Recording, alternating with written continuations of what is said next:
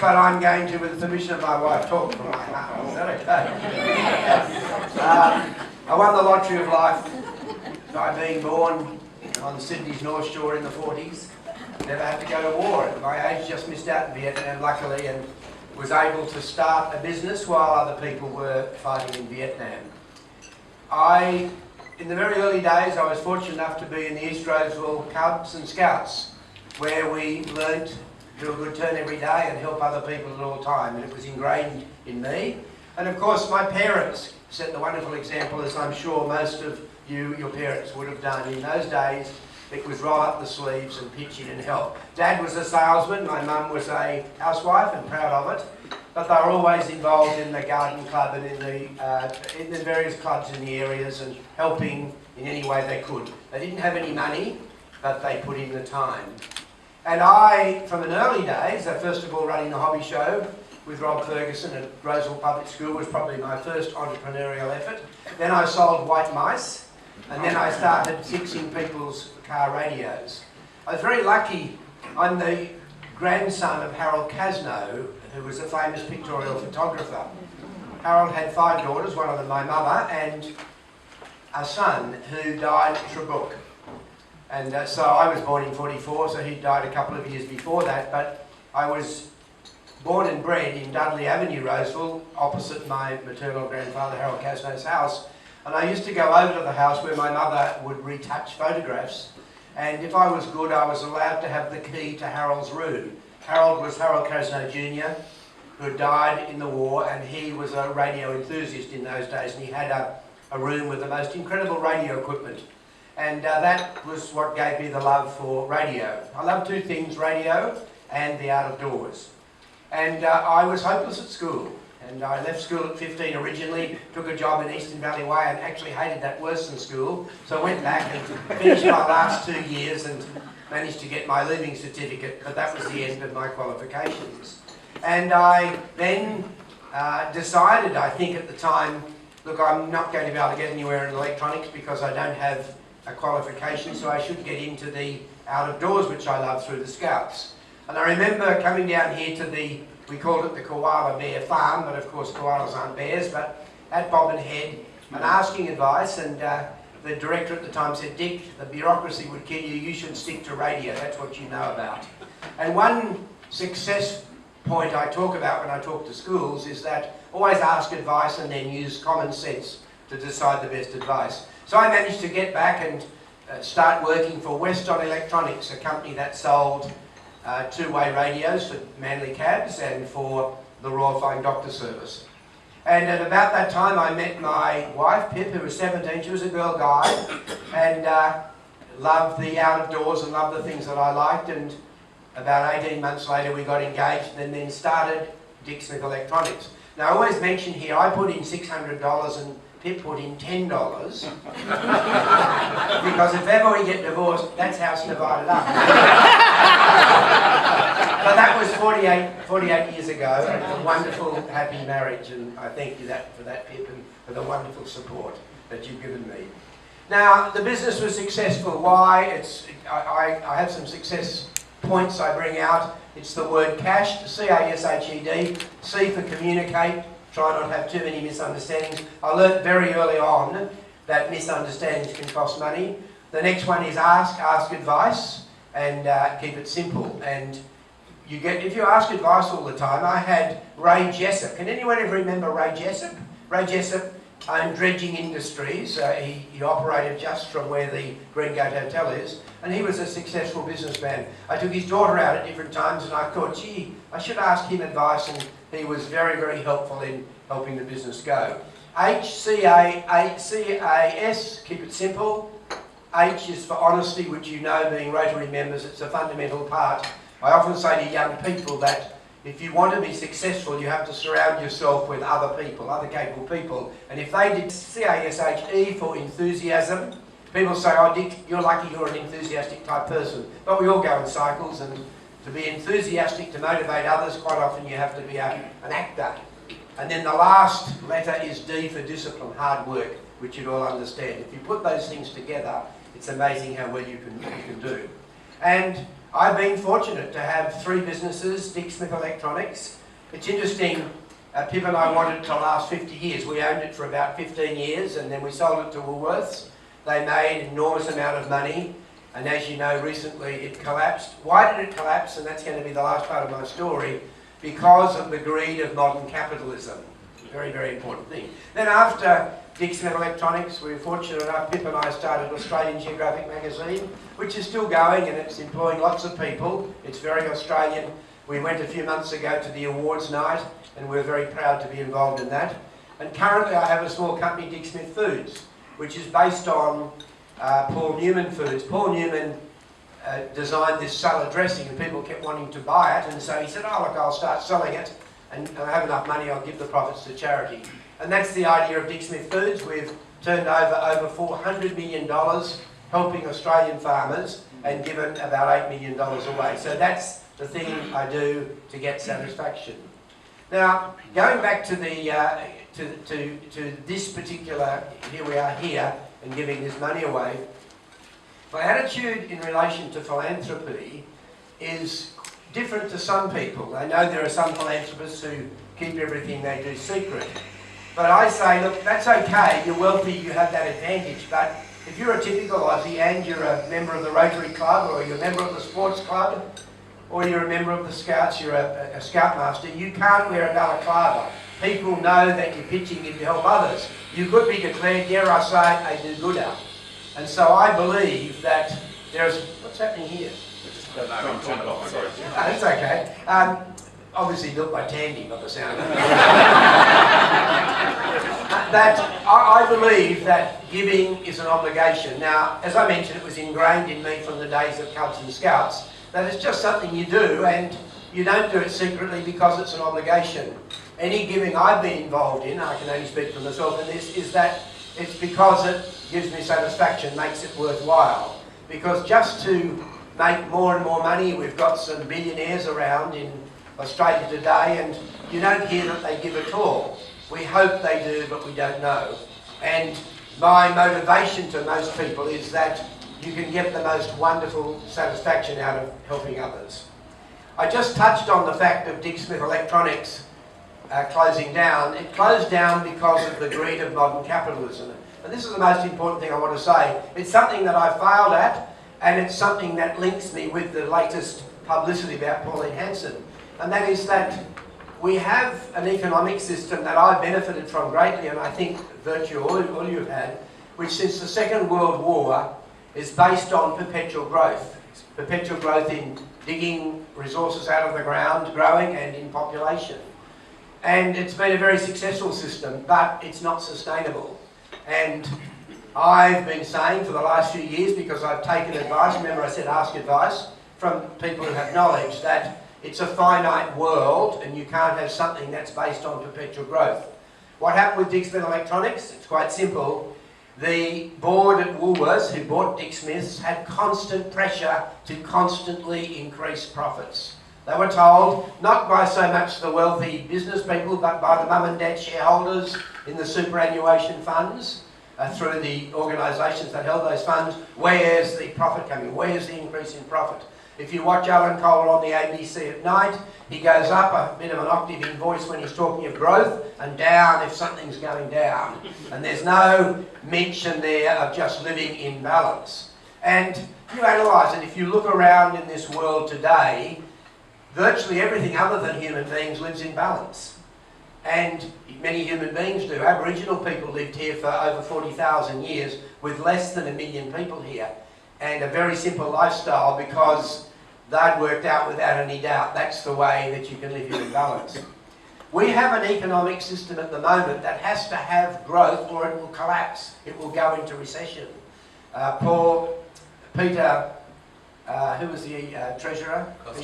Peter Costello said, he's recently wrote an article criticising the present government and said you have to have 3% growth. Now 3% growth in anything doubles whatever it is every 25 years. The figures become astronomical and it's impossible to have 3% growth. So what happened with Woolworths, the pressure was on the people at Dick Smiths to constantly grow. And if they had 100 Dick Smith shops, they would be making a fortune today, employing lots of Australians. But wait for it, they had 200, then 300 shops, and ended up with 360 shops. The greed was unlimited, and in the end, the whole thing was unprofitable. And that's really what's happening with our economic system at the moment. There's this enormous pressure for growth. Our Prime Minister, what does he talk about? Jobs and growth. What he doesn't actually say, no politician does, that you shouldn't be saying growth, you should be saying perpetual growth, because it's growth on top of growth. The reason politicians don't say perpetual growth is we'd all say, hold on, that's a bit suspect. Doesn't sound as if it's possible. And so what we have to do is move our system of capitalism so it lives in balance. I know it's possible because our system at the moment requires incredible waste. Go into a typical shopping centre, about half the stuff there is not really necessary. But if we stop buying it, our whole economic system collapses. In fact, we've got a problem now with automation and robotics. There's a problem in getting jobs for people. I want to quickly mention Pauline Hanson because there's been some publicity. Reminds me a bit of when I, inverted commas, stood up for David Hicks. People may remember, it must have been over a decade ago, when the papers said Dick Smith is a supporter of David Hicks. In fact, it was completely wrong, every interview I did. I said, no, I'm not a supporter of David Hicks. I'm a supporter of David Hicks getting a proper trial. Because if you remember, it was said he was a supporter of terrorism. That is an evil person. Someone who supports terrorism, killing innocent people, is an evil person. They should be locked up for the rest of their life. It's nearly as bad as saying someone's racist. That person is evil and should be locked up. A supporter of racism is a person like Hitler. Anyway, I did a few inquiries and so forth, and I found out there was a good chance that, in fact, David Hicks was a freedom fighter who went overseas to try and get involved, as they did in the 60s, with helping people gain their freedoms. And in fact, David Hicks's last position was trying to help the people in Kashmir gain their freedom. If you remember, Kashmir, which is Muslim Kashmir, was included by the British in India, which is basically Hindu. And those people have been trying to get their freedom, and that's what he was doing there. So in fact, he was a freedom fighter. When it comes to, was he ever involved in bombing innocent people and flying planes into buildings, he had no knowledge of it at all. And what I found was interesting is when I stood up and said we should give him a trial, not only did the media miscommunicate what I was saying, as I've recently done with Pauline Hanson, but I then started to get the most incredible lot of emails, the most things. I couldn't believe people like that lived in Australia, telling me how I was the worst of the worst and David Hicks should be thrown to the lions and all the rest of it. The wonderful thing about Australia is I just constantly repeated whenever I did an interview, no, not a supporter of David Hicks, don't know much about him, but I think he should be put in front of a jury. Many Australians that go overseas to other countries, we have no control, but he's in the hands of one of our allies. I pointed out that the British had taken their people from Guantanamo Bay and put them into their court system. The Americans wouldn't allow Guantanamo Bay. They'd taken their people and put them in the American court system. But John Howard hadn't insisted that David Hicks get a trial in front of a jury, and that's what I always wanted. Bringing up to the present day that Pauline Hanson, who's very controversial, and it's interesting, she's branded a racist the whole time. Now, I don't believe Pauline Hanson is a racist. As I mentioned, a racist is absolutely terrible person. But she's a person that reflects the views of many Australians. Some people could say it's misinformed. The snobbery that goes on from educated people because Pauline Hanson isn't educated. Most Aussies are not educated to a university standard. But she's reflecting a genuine fear that many Aussies have about what's happening to our society. And I can understand that.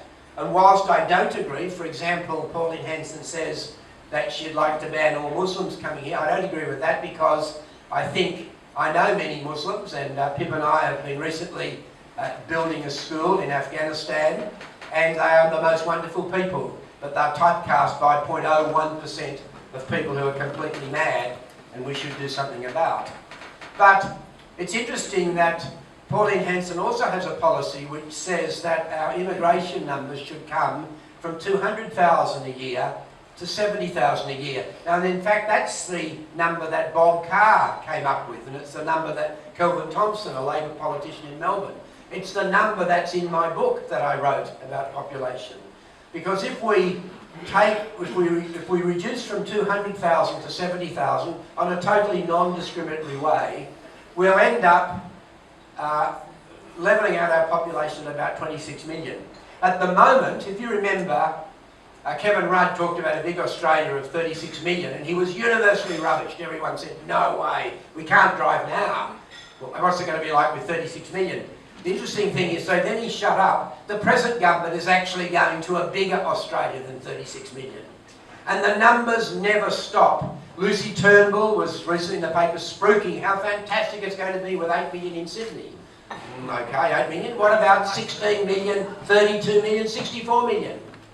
Because unless you can rein in the fact that capitalism requires perpetual growth, we're completely doomed. I believe something that is a sacred right is that a young family can afford a house. Pip and I bought our house at Greenwich for 32 grand in 1972 roughly, is that right, Pip? 32 grand. Now a house is between 2 and 4 times less affordable.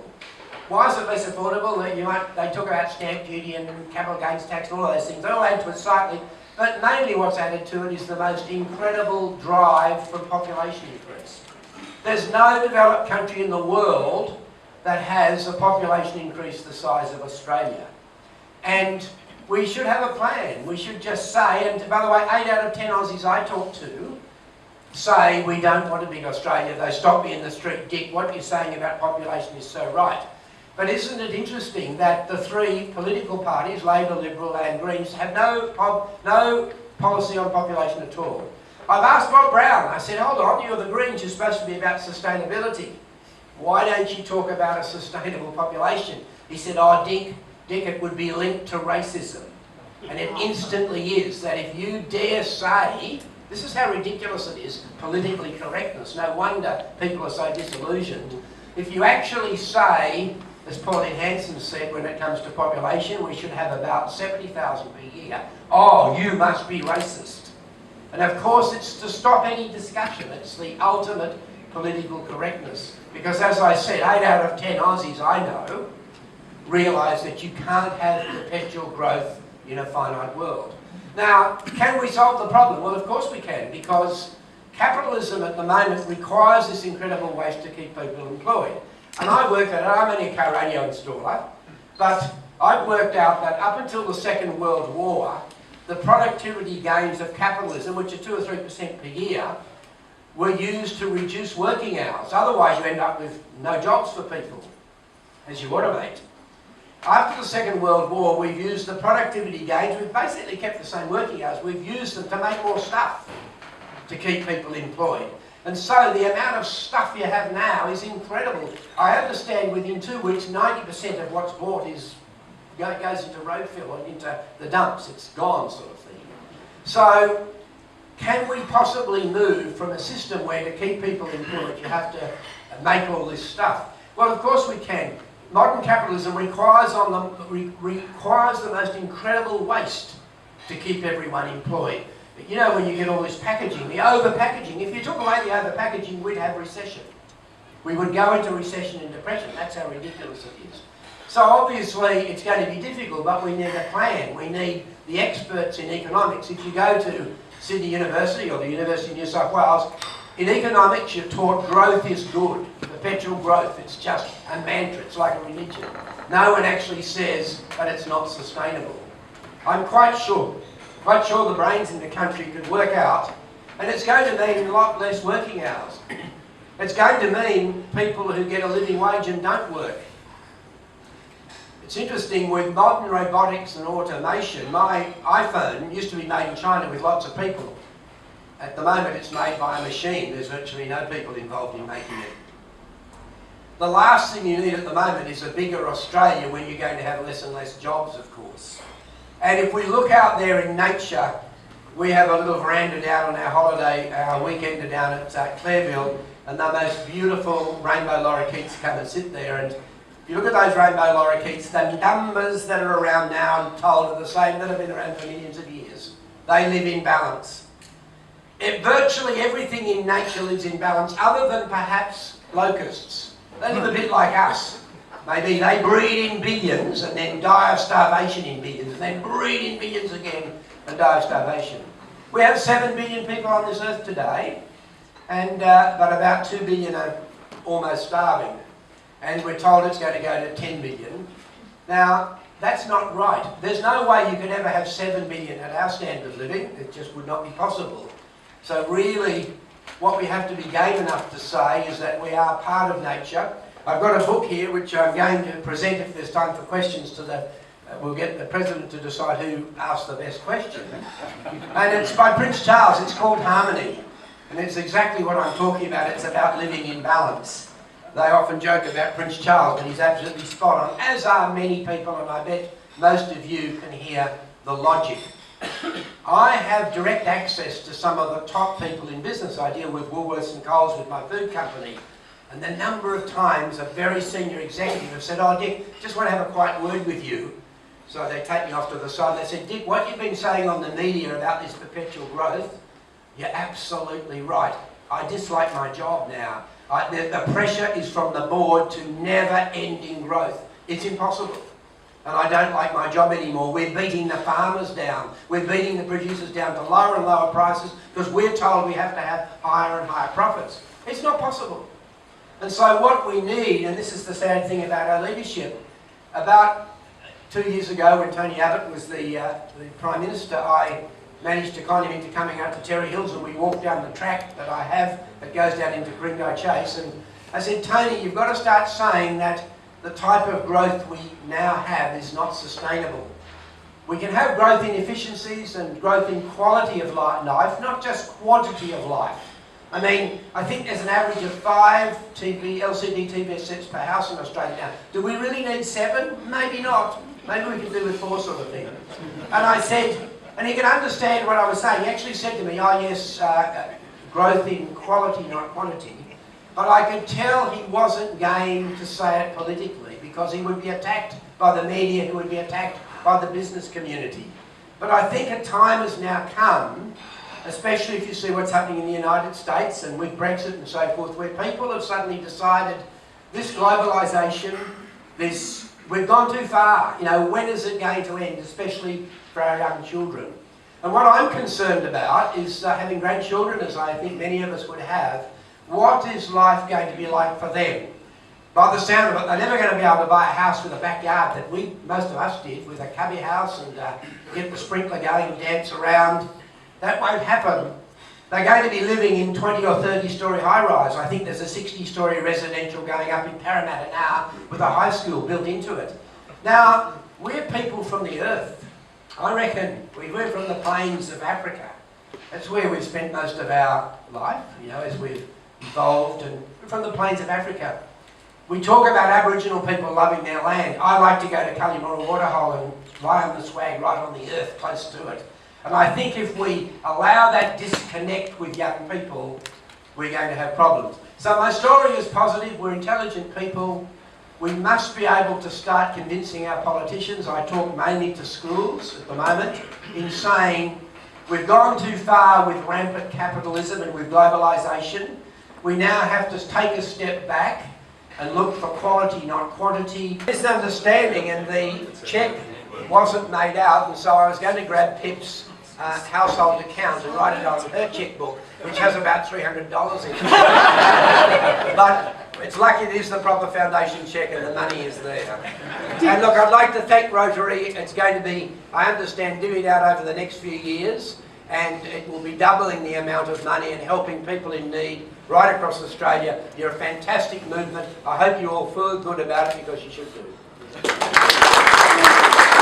My daughter is 18 years old, and her and her friends and a lot of people, she says, her age, are actually going into this movement called minimalism, not the painting movement, but actually decluttering and selling off their things because they only want to own a certain amount of things. So do you see that as a positive thing? And also, it's going to take a long time for those people to come through the system and work, but how do you think that'll affect everything? Yeah, in fact, it's a great idea, but it will cause the collapse of capitalism because it's quite interesting, and that might be good. Someone rang me up and they said, Dick, will you support Buy Nothing Week? And I said, what's Buy Nothing Week? Oh, well, you purposely don't go out and buy some consumer junk for that week. And I said, well, no, I won't, because it will put people out of work. And so, but I really think it is a good idea because it's going to give the impression to people, especially to politicians, that you just can't have perpetual growth in everything. You need to live in balance, and it's really good. I haven't heard, I'm quite disappointed with the young generation in a way. About 3 years ago, Pip and I set up the Wilberforce Award, and it's $1 million to go to a young person who becomes famous in communicating that you can't have perpetual growth. And one person in the world, and we've never got that person. Remember, we used to have Paul Ehrlich, Paul Ehrlich's still around, but he talked about the population bomb and how you just can't have more and more people. We had Ralph Nader, who was famous in the world. We had Bob Brown, who's famous here as an environmentalist. But we've never got a young person saying, in effect, hey, you oldies, you've done very well out of the world, but what you've introduced is not sustainable, and we young people are going to move the world now into a sustainable situation. I didn't quite cover it, but in Finland they now have, they call it a living wage, and they're paying people not to work. And that's what we're going to have to do in the future with robotics. Now, how do those people have self-esteem? And also the people who have a job, how do you stop them looking down on the so-called bludgers in Australian way that we talk? And so these are the things that we can do. All I know is simplistically that if we have a system that works so well with incredible waste, it could work a lot better, as long as you keep the motivation there that capitalism from incentive is still there, it can work a lot better with less waste. But just how we get from one to the other, most people are telling me it's with a complete collapse, then we'll fix it. That would be really sad if we have to do that. Wouldn't it be great if we can move to it over a few generations and plan it properly? Yes, another question. Yep. Philip Comfort, proud member of the Rotary Club of Wahroonga. Dick, what about becoming Prime Minister? Have you Look, if I could be dictator, yes. I'm happy to be dictator for 3 years and then you can shoot me. But to be part of this so-called democratic system, people are so disillusioned, and it's really interesting. I haven't met Pauline Hanson, but I've spoken to her on the phone, and at the moment I'm getting these really nasty emails. It's just like the David Hicks thing that she's a racist and she's this and she's that. But this is what you have to hand it to her for. That the normal political system, we're completely disillusioned with it. I remember when the new member for North Sydney, Bradfield or whatever it is that Bradfield here? North Sydney, North Sydney, and the pre-selection was done totally in-house. We didn't even know, no doubt the person had worked the numbers and spent a lot of time there. And so you get a person pre-selected that you have to vote for.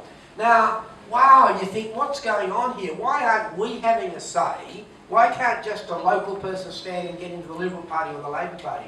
I understand, by the way, the Labor Party is even worse, the way that you have to run the factions to ever get into Parliament.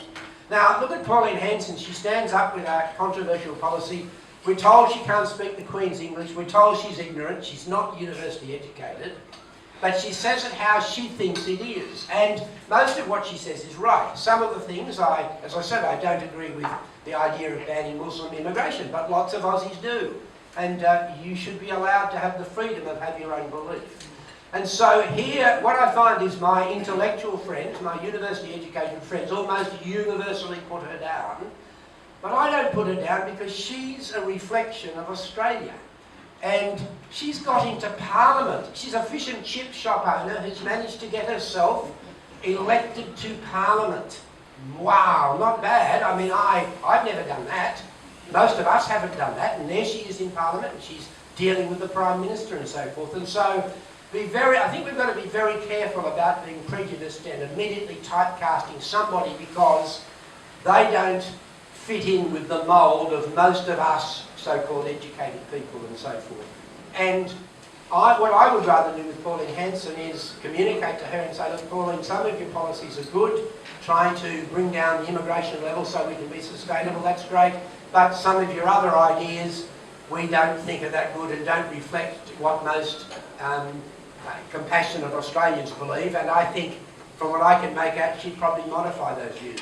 By the way, the problem she will have, and it's the problem I would have in getting into politics, is it takes years and years to get a competent team. In my businesses, Dixon Electronics, Australian Geographic, it took me 10 years to get a competent team. And you've seen it with Pauline Hanson now, that if I started in politics, you get 2 good people and 1 dud, and it takes 12 months or 2 years to get rid of the dud. And so it takes quite a few years to develop a team around you, and that would be the difficulty. I have to be a realist. Thank you. Dick, Steve Hopper is my name. I'm a past member of Rotary, but it's always welcome to come back to this club. They're a wonderful club. Is the Trump rhetoric deliverable? Look, Trump is an example of how disillusioned we are with modern politics and globalisation and the growth system of capitalism. And I've just been in the United States for 2 weeks before the election, and I thought, like most people, there's no way Trump could ever get in. But he's reflecting exactly what will happen here, the anger of the so-called political correct system. Our politicians now have to be actors. We've forced them into that with the modern media. For an example, any politician worth his salt wants to become the leader. But if you were a journalist and you said to someone in the Liberal Party, you want to become leader, and if he dared say the truth, of course, he would then immediately be listed as undermining the leader. It would all be beaten up in such a ridiculous way that everyone has to lie.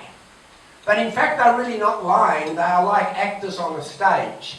When we see Nicole Kidman play a weather girl that's murdering people, we don't think Nicole Kidman is a murderess.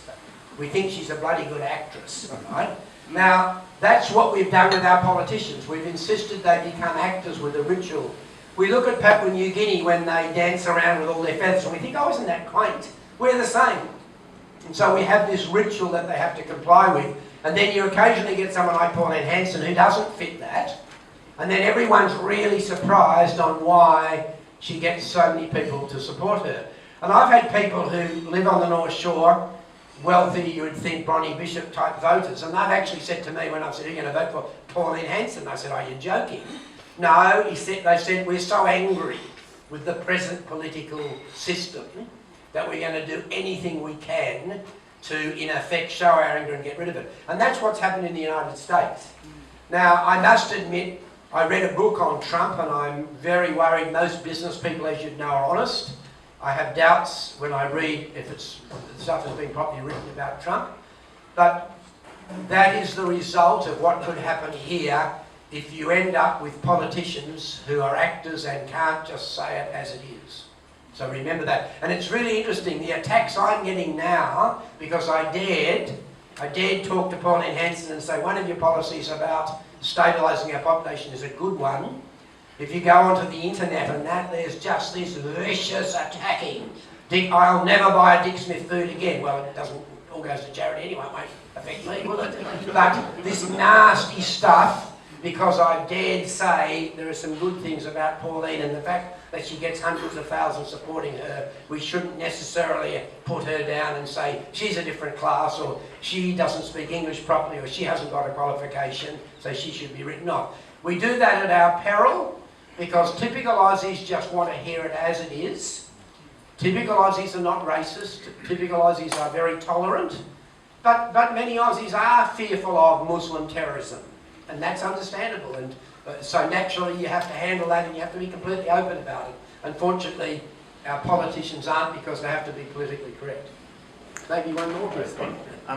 Firstly, thank you very much for the donation of $1 million to Rotary. I've been affiliated for 17 years, even though I only look like I'm 15, but I could not think of anything as large as a contribution to Rotary at all. So firstly, thank you. And also you get Rotary on a cheque, which is incredibly old school as well. I don't think I've seen a cheque in 10 years, but my question to you is certainly when you first started in electronics, I'd like to hear your thoughts of how really essentially electronics have incredibly revolutionised the world, and certainly in the last 20 years, you know, iPhones and all the rest of it.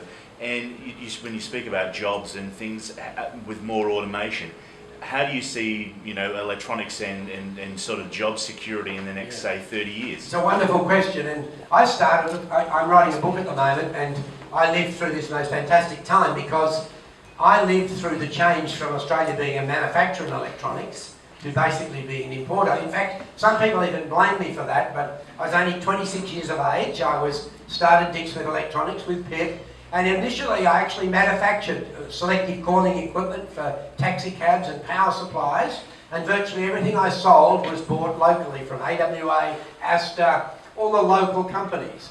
And one day I woke up and in the paper in the morning it said Gough Whitlam had taken the protective duty off electronics. There was no prior notice, nothing. And I was absolutely shocked. I just couldn't believe it because I thought I'm going to go broke. And very quickly people said to me, well no, you won't go broke, just import. And there's Peter Shelley. Does anyone remember the name Peter Shelley? He had a hi-fi shop just down the road. He said, Dick, I'll take you overseas. And so we went overseas and I very quickly changed to importing. And of course that one decision of Gough Whitlam, Labor Party, made me a fortune because I very quickly got in and bought in the cheaper electronic equipment from overseas. Now, was that a mistake or not? No, I think it was probably the correct decision, but as we're seeing now with society, with Donald Trump and so forth, that I wonder if we've gone too far. Modern electronics, I'm positive that automation and robotics and 3D printing is so incredible, the last thing we need is more people. We're not going to have enough jobs for our kids and grandchildren, let alone bringing more people in. And so we're going to have to completely change society. You'll have people, maybe they'll volunteer, they'll get a living wage from the government, but they'll spend their time volunteering and helping people. That sounds wonderful to me. But I can see a complete change in society, or we'll have to bring everyone down to about 20 hours a week of working, still on the same pay, but you won't have the incredible waste, you won't have huge shopping centres and so forth, so there, where you employ those people are not working in shopping centres. So I see, with our ingeniousness as human beings in improving that productivity and so forth, having a complete change in society. And whether it happens gradually or whether it's forced on us, that will be fascinating to see. I wished I was 20 years younger to live to see how this change is going to take place. But it is going to be absolutely staggering, and it's going to be a complete change. And without doubt, in my mind, we have to change from this present growth initiative imperative for capitalism, because you can't have perpetual growth in a finite world. Everyone knows that. What a wonderful meeting it's been. Dick and Pip, thank you for taking the time to... I'll just tell you not to lose the check on the plane back to Tasmania. Thank you for taking the time to come to the Rotary Club of Wahroonga. We're very proud to have been hosts for the event.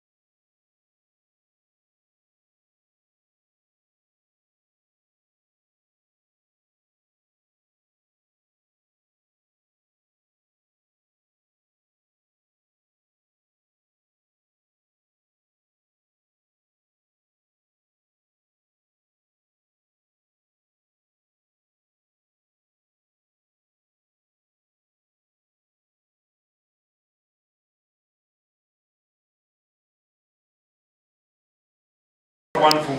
Please be seated.